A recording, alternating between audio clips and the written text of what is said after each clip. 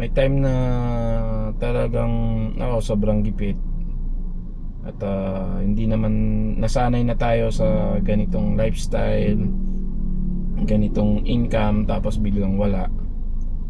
as in walang pumapasok, tapos hindi ko pa ma-give up yung mga admin namin, na tipong bigla ko na lang paalisin tapos sila walang trabaho kasi ako makakadiskarte naman ng pansahod nila. Kahit sa totoo lang, kung iisipin mo ay ano ay kabaliwan, isang katangahan yung ginagawa ko na wala nang profit na pumapasok, napapasahod pa ako ng tao